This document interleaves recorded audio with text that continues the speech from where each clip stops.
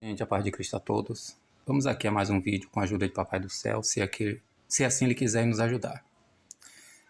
Carta aos Hebreus, para começar, esse mais assunto aqui, com a ajuda de Papai do Céu, se Ele quiser nos ajudar. Vale lembrar, gente, aqui é carta aos Hebreus, não é carta à igreja, não é carta aos gentios. Assim como todo o Evangelho, com exceção da particularidade de quando o Senhor Jesus está ali, por exemplo, no Evangelho segundo João, capítulo 13, em particular com seus discípulos, na noite em que ele iria ser traído. Todas as demais falas dele é com os judeus, porque Jesus foi enviado única e exclusivamente para pregar as ovelhas perdidas da casa de Israel. Por isso que em João capítulo 1, versículo 9 em diante, diz que ele veio para os seus e os seus rejeitaram. O próprio Jesus, quando instruía lá em Atos capítulo 1 aos discípulos para aguardar o revestimento de poder, ou seja, o nascimento da igreja, porque a igreja só veio a nascer quase 50 dias após a morte e ressurreição de Jesus, no dia de Pentecoste, em um dos dias de Pentecostes. Que é errado sermos nominados de pentecostal, porque o termo Pentecostes é relativo à lei de Moisés. Então, todas as falas, instrução, ensinamento de Jesus ali não tem nada a ver com a igreja, porque a igreja só veio nascer depois. Não é prescrição, é descrição. Pode algumas coisas a gente tomar como exemplo, mas não é prescrição, não é regra. Então, Carta de Tiago, 1 e 2 Pedro, Carta aos Hebreus, a quem foi endereçada? É simples. É como as pessoas pegam aquela parte, acho que é de Filadélfia, né, que o Senhor Jesus Cristo disse, né, através de João, assim como eu guardei, assim como guardaste a palavra da minha paciência, te guardarei da tribulação. E o povo usa ali para dizer a respeito da pré-tribulação, do arrebatamento pré-tribulação. Não é isso que Jesus falou. Primeiro que ele disse que não compete a gente. Entendeu? Vamos lá. Muitas coisas teremos a dizer sobre isto, e a sua explicação é difícil porque vos tornastes lentos, lerdos à compreensão. O termo lento em grego é notroi, plural de notros, que quer dizer o que aqui? Lento, enfadonho, preguiçoso, indolente, estúpido, preguiçoso, entre outras coisas aqui, né? Olha a puxada de orelha do escritor aos Hebreus, ao povo hebreu, que conhecia o hebraico e o aramaico na época, né, de Jesus, nem todos, mas principalmente os seus mestres, e esses mestres que chamavam o povo de maldito, como está lá no final do capítulo 7 de João, que por não conhecer a lei. Mas quem era o responsável por instruir? Então vos tornaste estúpidos à compreensão, pois uma vez que com o tempo vós deveríeis ter-vos tornados mestres, necessitais novamente que se vos ensine os primeiros rudimentos dos oráculos de Deus. E precisais de leite e não de alimento sólido. De fato, aquele que ainda se amamenta não pode degustar a doutrina da justiça, pois é criancinha.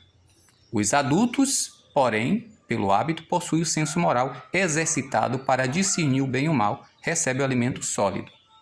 Interessante que o termo criancinha aqui, é népios. Népios, o mesmo usado em 1 aos Coríntios, capítulo 3, a respeito dos coríntios, que Paulo, apesar de Paulo no capítulo 1, acho que é versículo 7, dizer que eles não faltava nenhum dom, né? Criancinha, imaturo, ingênuo, infantil, bebê. Está aqui em 1 aos Coríntios, capítulo 3.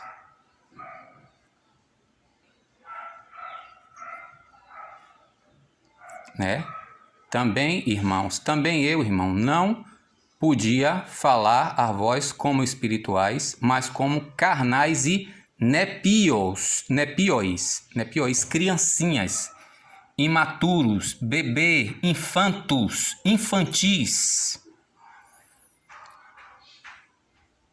né? Porque criancinhas, infantis é o maduro, que Paulo chama aqui a palavra maduro, que quer dizer completo, que na nossa versão vem como perfeito, mas a gente tem a ideia completamente deturpada a respeito do termo perfeito. Perfeito não é sem defeito, gente, é a pessoa que já responde por si, que já está maduro, que já é um homem feito, uma mulher feita. Por isso a ideia é como a vela que está pronta para ser vendida, a comida que está pronta para comer. Então aqui o termo perfeito é no sentido de maduro, já está adulto, moral, mentalmente, né? E no seu caráter. Já está formado. A ideia, por que eu estou falando isso, gente? Por causa da ideia deturpada que nós temos acerca de igreja. A palavra, gente, que nos nossos dicionários, como o dicionário Vini aqui, ó. Dicionário Vini, na página 47, a respeito do termo kahal no hebraico, que é assembleia. Infelizmente, a gente não tem o hábito de estudar textualmente e vocabularmente as palavras na Bíblia. A gente gosta de pegar os estudos e as publicações doutrinárias e teológicas da nossa instituição denominacional, da nossa facção, do nosso partido religioso, e se empanturrar dessa doutrinação ideológica. A gente não procura entender as palavras bíblicas textualmente e hermeneuticamente e a sua função semântica no todo da Bíblia. Então, existem dois termos, pelo menos, que é chamado de assembleia ou congregação. Em Neemias 8 aparece a palavra aqui, kahal, né? Que lá fala que essa assembleia, esse ajuntamento, que algumas vezes é tido como congregação, que está aqui, ó, assembleia, a primeira, né? Que quer dizer o quê? Assembleia, companhia, aí vai aqui que depois você lê, que senão o vídeo vai ficar muito grande. Aliás, a própria Bíblia de Jerusalém, relativa a Mateus 16, quando a Bíblia de Jerusalém, edição 2003, aqui no relativo a Mateus 16, 18, na letra I, página, nessa Bíblia aqui, 1733, tá aqui, ó. Quando Pedro confessa aqui, ó, o Senhor Jesus diz: também eu te digo que tu és Pedro, e sobre essa pedra edificarei minha eclesia. A observação que está aqui, o termo semítico que traduz eclesia significa assembleia e encontra frequentemente no Antigo Testamento para designar a comunidade do povo eleito, principalmente no deserto. Ou seja, sempre é relativo aos filhos de Israel. E outra coisa que a gente ignora, você precisa ler Números capítulo 1, versículo 48 em diante, para saber um detalhe importante, para sabermos que não tem nada a ver nem com templo e nem com sacerdócio a palavra que nós hoje chamamos de catolicamente de igreja. Olha o que diz aqui Números, na Bíblia de Jerusalém, ó. Falou, pois, o Senhor a Moisés e disse: não registrarei, contudo, a tribo de Levi, tanto os levitas como o sacerdote arônico, que são duas classes distintas. É só você ler aqui Números capítulo 3, capítulo 4, capítulo 7, capítulo 18, eu estou dando um resumo do resumo, para saber que existem duas classes sacerdotais. O alto sacerdócio, que são os descendentes de Arão consagrados, que eram os únicos que poderiam adentrar depois de fazer todo o rito e de oferecer os sacrifícios necessários e vestir a roupa sacerdotal. Esses Esses eram os únicos que podiam adentrar, não qualquer hora e nem de qualquer jeito, no santuário, no lugar santo, e só o sumo sacerdote, como está lá em Levítico capítulo 16, o sumo sacerdote, só uma única vez no ano, poderiam adentrar o que nós chamamos hoje de santuário, em 1 Coríntios capítulo 3, que fala que nós somos os santuários, que é o que na antiga aliança, no templo, era o santíssimo lugar. Olha o que é que diz aqui, vou voltar de novo lá para o capítulo, cadê? Levítico capítulo 16, versículo 1. Olhe o recado aqui de Deus para Moisés. Infelizmente, como diz o escritor aos Hebreus que eu li aqui agora, pelo tempo devíamos ser mestres, mas como a gente fica assim panturrando, com merenda teológica facciosa, denominacional, a gente não tem noção do que de fato a Bíblia diz. Ó, Moisés falou, o Senhor falou a Moisés depois da morte de quem? Dos 2 filhos de Abraão, no capítulo 10, que pereceram ao apresentar diante dele o que? Fogo irregular, fogo estranho, dependendo da versão. E o Senhor disse, olha, falarão teu irmão que ele não entre em momento algum no santuário, além do véu diante do propiciatório que está sobre a arca.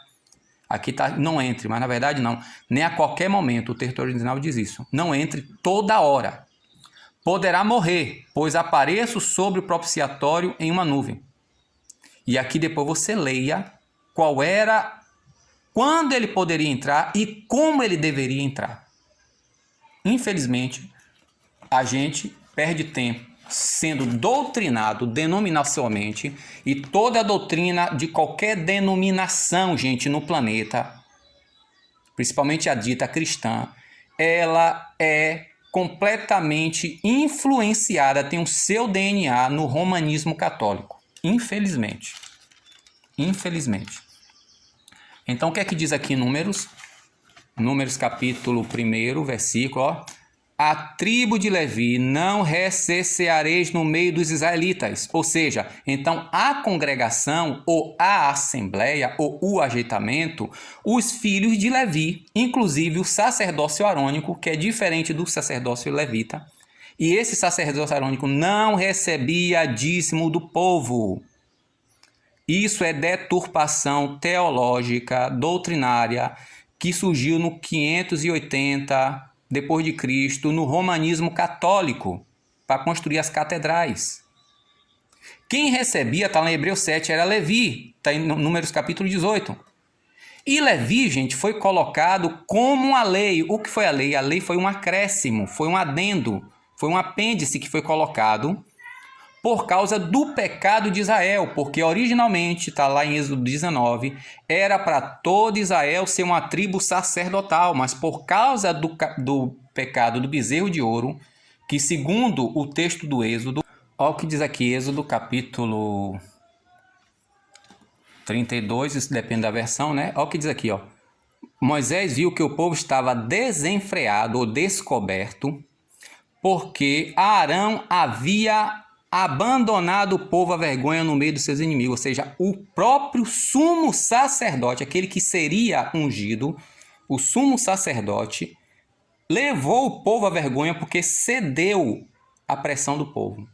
A partir daqui foi que Deus separou a tribo de Levi, então não era mais contado entre Israel, e eles não eram chamados de igreja, o que nós chamamos hoje de catolicamente, de igreja, que no hebraico chama de congregação ou assembleia.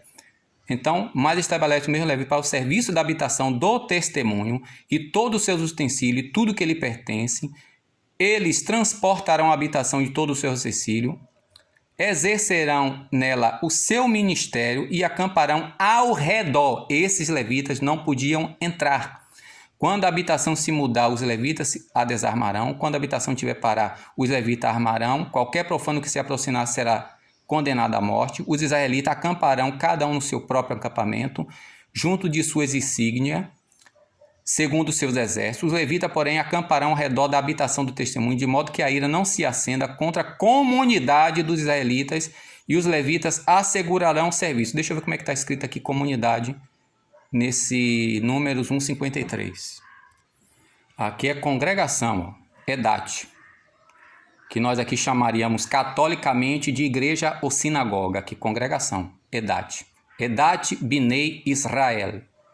Então, nunca a palavra igreja, tanto na antiga Grécia como em Israel, tinha algum relacionamento com o sacerdócio ou com a tenda, ou com o tabernáculo, ou com o templo. A palavra igreja ou congregação,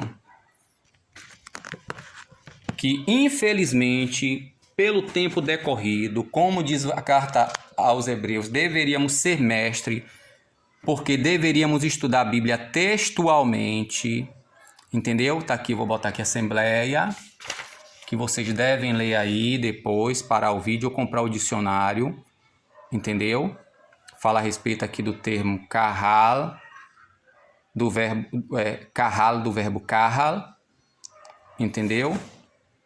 Assim como aqui na página 78, anteriormente eu li a palavra, página 48 do dicionário Vini, agora está no 78, a respeito de congregação, cuja ideia original do termo aqui equivale a martir, no grego, que a gente chama aqui de martir, só que a nossa ideia a respeito de martir é deturpada, que a palavra martir quer dizer testemunha. Tem nada a ver. De onde vem aqui a origem dessa palavra aqui, edá, que é id ou ed, é justamente isso, a respeito do testemunho, entendeu? Mas não vou falar isso por menores não, senão o livro vai ficar muito grande aqui o vídeo. Então a ideia da palavra edá, congregação, esta palavra pode ter o significado de companhia reunida para certo propósito, ou seja, para assumir um compromisso e testemunhar a coisa como um gravador, sabe, uma câmera de filmar, você está ali para testemunhar e assumir a responsabilidade. Essa é a ideia da palavra edá, que é versado também como testemunha mulher. Lembre-se que a congregação dos filhos de Israel, ou todo o povo de Israel, é tido como esposa. A noiva, quem chama aqui de Jeová, né? Então a palavra edá, esta pode ter o significado etimologicamente, o significado de companhia reunida por certos propósitos, semelhante às palavras gregas sinagogueira e eclesia. Essa palavra eclesia aqui é unida com esse sentido aqui em Atos 19, 31 e 42. O ajuntamento ou a assembleia estava confusa, ou no 42 que diz o quê? Que a assembleia foi dissolvida, o ajuntamento, a igreja, porque a ideia da palavra igreja não tem nada a ver com templo nem denominação. O povo se reunia em lugar aberto. Sempre em toda a história bíblica e grega em lugar aberto. Não tem nada a ver com quatro paredes. Isso é deturpação teológica católica romana que nós copiamos. Então, semelhante às palavras sinagogue, que é outra ideia nós errada, sinagoga não é espaço. Episunagogue, que está aqui em Hebreus capítulo 10, 25, que a maioria de nós não temos nem ideia do que significa, mas a gente tem a mania de repetir o que a gente aprende, né? E tem a mania de comprar marmita pronta, a gente não aprende aqui, ó. Epi, que são dois termos aqui. Epi não, três termos. Epi, sobre, mais o termo sim, mais o verbo agô. Entendeu? Sim, junto com agô, guiar, liderar, obrigar, impor, governar, direcionar, dirigir, conduzir ou ir, ou seja, no sentido de você se conduzir, né? Aqui é o povo junto. Quando se coloca o prefixo, já fica o que está sobre, em cima ou acima, ou seja, um lugar prefixado para que esta sinagoga se reúna. Então, sinagogue é isso aqui apenas, ó. Sinagogue, sinagô. Entendeu? Aqui está como verbo, que é eu sou junto guiado, ou junto conduzido, ou junto guiado, ou me guio, de acordo com o contexto. Então, o termo sinagogue, gente, é diferente de epissinagogue, aqui é sobre, ou seja, o espaço onde os hebreus, os judeus, porque a carta é aos hebreus. Outra coisa que a gente ignora, para a gente tudo é a mesma coisa. Então, a palavra congregação, no uso comum e dá desrespeito ao grupo de pessoas. É grupo de pessoas. A primeira ocorrência está em Êxodo 12:3, onde a palavra é sinônimo de kahal, assembleia, que nós vemos aqui em Neemias, que no contexto da época aqui em Neemias, só o fundamento do segundo templo fora lançado. Tanto é que depois desse texto assim como você for lá em Zacarias, pelo contexto, você vai ver que o povo chorava, como também em Esdra, em ver o segundo templo, mas o profeta diz, a glória do segundo templo será maior. Então diz aqui, ó, como está versado aqui, carralo, como congregação, mas o sentido real é ajuntamento ou assembleia aqui. E viu, ou e foi Ezra, outra palavra que é deturpada na nossa versão. Não existe esse D aqui. E aqui não é um S, aqui é um Z. Ezra. E esse S aqui no final não existe. Ezra, na verdade, Ezra. E foi Ezra, o sacerdote, a Torá, perante a assembleia de homem e tanto de mulher e todo o que fazia uso da razão. Desde o que aqui? Para escutar no dia primeiro. No dia primeiro. Ou seja, e quem é essa congregação? Quem é essa igreja? Tanto de homens como de mulheres. Quem estava lendo aqui? Ou quem estava aqui lendo, era sacerdote. O sacerdote estava posto à parte da assembleia, porque o sacerdote não era contado, como ele era levita, não era contado entre os filhos de Israel. Então, gente, são coisas básicas e simples que a gente não entende. E aí chama as pessoas que não se reúnem em templo, que não pertence à denominação de desigrejados, sendo que, na verdade, desigrejados somos nós, que deixamos o sentido original da palavra igreja, o costume bíblico original que era relacionado à congregação ou à assembleia, que não pertencia a nenhum partido, que Paulo chama isso, aqui em 1 Coríntios, capítulo 3, de carnalidade. Tiago chama no capítulo 3, a partir do versículo 3, de sabedoria humana, terrena, animal e demoníaca. E também eu, irmãos, não podia falar a vós como a espirituais, como, aliás, mas como carnais, como criancinhas em Cristo. Com gala, ou seja, com leite, a vós criei, não comida ou alimento sólido, assim porque assim não podíeis, nem agora podeis. Por quê? Porque o que aqui que eu esqueci? Porque, contudo, carnais sois, pois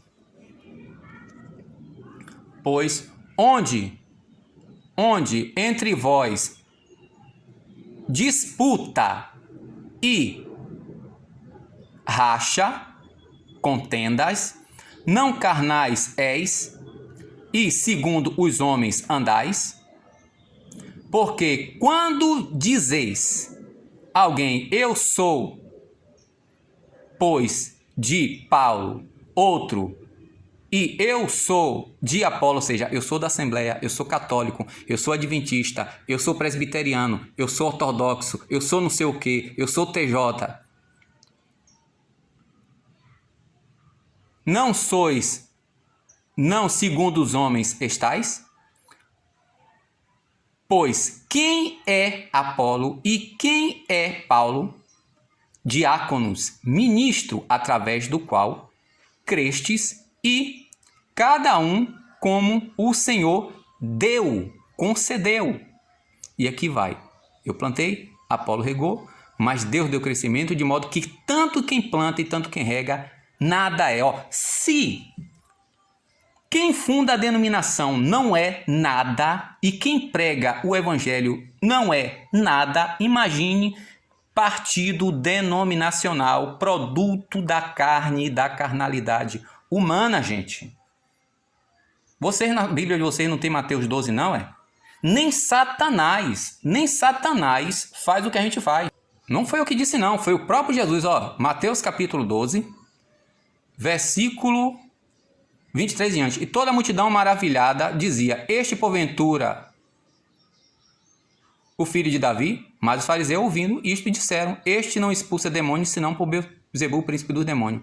Jesus, porém, conhecendo os seus pensamentos, diz: todo reino dividido contra si mesmo é devastado. Toda cidade ou casa dividida contra si mesmo não subsistirá. Ora, se Satanás expulsa Satanás, está dividido contra si mesmo. Como, pois, subsistirá o seu reino? Gente, nem que Satanás faz isso que nós fazemos, gente. O sangue de Jesus tem poder, rapaz. E a nossa cegueira, a nossa soberba não nos deixa enxergar isso. Quão cego, quão soberbo nós somos.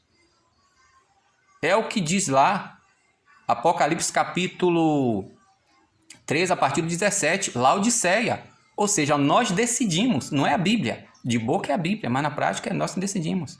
Então, gente, a palavra igreja nunca teve a ver com isso que nós dizemos, essa nossa ideia católica. Sempre a palavra igreja, quando o significado geral é grupo, quer de animais, quer de enxame de abelhas, está aqui a referência, é só ler, quer touros, e a congregação das aves, ou de pessoas, como congregação do justo, no Salmo 1, o ajuntamento de malfeitores, no Salmo 22, o ajuntamento dos povos, no Salmo 7,7, e a referência mais frequente é a congregação de Israel, 9 vezes. Congregação ou igreja, como a gente chama catolicamente. Gente, é Apocalipse 17, 18. A grande meretriz deturpou o evangelho. Por isso que muita gente não gosta de Caio Fábio. Eu não vou acato tudo que ele disse, mas boa parte do que ele disse, infelizmente, você vai examinar, porque tem que examinar. O problema é que a gente vai pro lado. A gente não vai fazer que nem os bereanos. A gente não faz que nem Nicodemos, no capítulo 7, quando ele questiona: a nossa lei julga, condena alguém sem primeiro escutá-lo e saber o que ele faz? Está aqui o resto, a referência. Infelizmente, comprar marmita pronta é mais fácil do que fazer a própria marmita. Então a palavra edá, que é versada como congregação, em Êxodo 12, 3, aqui é a raiz dela. Ó. Tem vários significados. Ó. Adornar-se, adá. Aqui, edá, testemunho, garantia. Equivale ao grego martir. Está ali para testemunhar, para dar raiz. Deixa eu ver aqui a raiz. A raiz é ed. Ed, que quer dizer fixar. Testemunhar, que é assumir o compromisso legal. Por isso que a tenda do testemunho é Errat Meod, em hebraico, onde Moisés adentrava. Quer dizer o quê? Testemunha, testemunho, notório, prova, garantia, certificado, credencial. Aqui está aqui, judicial, se quiser examinar cada texto. Tanto é que João fala lá no capítulo 1 de 1 João que os nossos olhos viram, nossos ouvidos escutaram e nós tocamos. Ele pode ser testemunha. Por isso que o nosso evangelho de hoje, me perdoe a expressão, Deus me perdoe, é fraco. Porque Paulo disse em 1 Coríntios que tem que ter os sinais para Deus comprovar, porque diz que Deus, o Espírito Santo, testemunhavam, gente, com sinais. Tem que ter sinais. Então, edá, preceito, mandamento, edá, aqui o significado, e como assembleia ou comunidade referente quase sempre a Israel. Nunca nada a ver com Arão ou com algum templo ou com alguma tenda. Sempre era a reunião daqueles que eram convocados, como está lá em João capítulo 10. O problema é que está na Bíblia, mesmo na versão em português está escrito, mas a gente não consegue enxergar, porque a doutrinação denominacional nos cega, gente. O véu é colocado, segundo aos Coríntios capítulo 4, capítulo 3, capítulo 4, o véu é colocado, o véu denominacional nos cega. Se a gente não estiver orando, não estiver lendo, examinando constantemente, textualmente, não é pegar o estudo pronto e ir para a Bíblia só para consultar versículo. Tem que estudar textualmente, ó. Versículo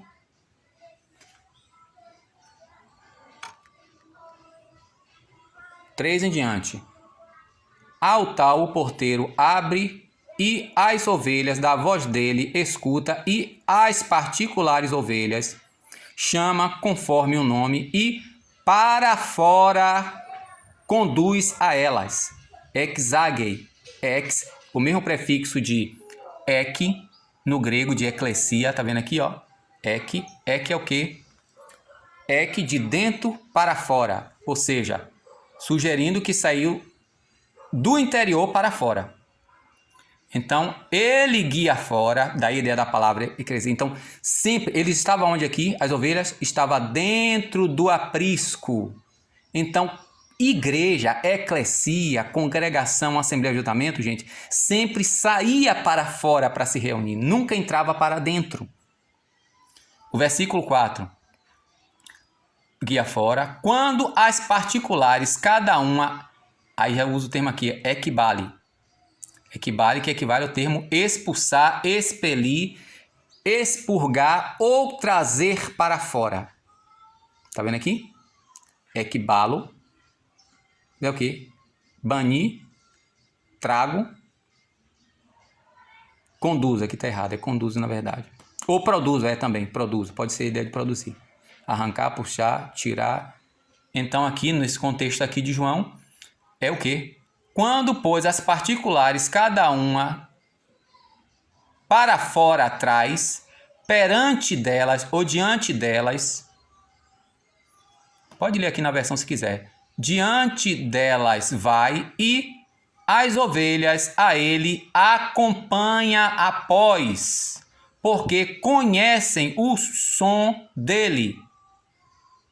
A do estranho, porém, nunca acompanharão. Então, a ideia de igreja, gente, por isso que o Senhor Jesus Cristo disse, ó, que os portões do Hades, porque até a morte e ressurreição de Cristo, todos que morriam, justo ou injusto, está na parábola do mendigo e de Lázaro, tanto justo como injusto descia por Hades. Os justos iam para um compartimento lá, vamos supor assim, entre aspas, um compartimento chamado de seio de Abraão, para ser consolado. E os injustos iam para o Geena, está lá escrito, que nós versamos aqui nossa Bíblia como inferno. O hebraico chama de Gehinom, o vale do Tofete. Esse Hades, ou Sheol no hebraico, quando Jesus Cristo morre e ressuscita, o que é que Paulo diz lá em Efésios 4, a partir do versículo 8? Ele levou cativo o cativeiro, aquele que desceu até as partes mais baixas, ou seja, para levar os que estavam no seio de Abraão, levou o seio de Abraão. E o que foi que ele disse ao ladrão na cruz, em Lucas 23? Ainda hoje estará comigo no paraíso. Levou para o paraíso. Então a gente não entende isso. Então quando diz que as portas do Hades, não é porta do inferno, não é os portões do Geena, é os portões do Hades, não impediria, não deteria, não se subjagaria, não deteria, nem obteria o demônio dela, quer dizer que ali era a primícia, Jesus levou cativo o cativeiro. Entendeu como é que é? E tem mais coisas que não dá para falar, que já está em 33 aqui. Mas infelizmente a gente não estuda a Bíblia pela Bíblia. Nós somos doutrinados denominacionalmente. Então igreja não tem nada a ver com essa ideia nossa. Isso vem do romanismo católico. Isso é deturpação. Porque se disser que a igreja é uma instituição denominacional com seus templos, então você tem que ser obediente. Por isso a ideia de hierarquia. Quando na Bíblia diz que nós somos cooperadores. E outra, cooperadores de Deus. Mateus 23 diz que todos somos irmãos. E Apocalipse 1, 5 e 6 diz que todos são sacerdotes. Nossa única hierarquia, de acordo com a Bíblia, está aqui, Hebreus capítulo 1, versículo 1, a palavra hierarquia está aqui, ó. A cabeça, pois, sobre o que dizemos, tais, possuímos um quê? Arquiereia. Arquiereia. Erea, arhiereia, que o povo hoje deturpou essa palavra, inverteu, botou hierar, archia. O que é archia? Primeiro, principal, o melhor, hierus, do santo, santuário, ou sacerdote. Então, primeiro sacerdote, sumo sacerdote, só temos, gente, uma hierarquia. Essa hierarquia, quem é? Está aqui o contexto do texto. Vamos ler em português? O ponto essencial do que acabamos de dizer, temos um sumo sacerdote que está sentado à direita do trono da majestade. Quem está assentado à direita da majestade? É o Papa? É o pastor presidente? Hein? Quem é? Aqui no próprio versículo 3 do capítulo 1 de aos Hebreus, diz: o esplendor da glória de Deus, a imagem do seu ser, sustenta o universo com o poder da sua palavra, depois de ter realizado a purificação dos nossos pecados, está sentado à direita da majestade no mais alto dos céus. Quem está à direita da majestade? Quem fez purificação dos pecados, gente? Foi quem? Foi o pastor presidente, foi o Papa, foi o grão-mestre da maçonaria, foi um templo. Quem foi, pelo amor de Deus? Deus nos abençoe e tenha misericórdia de nós. A paz.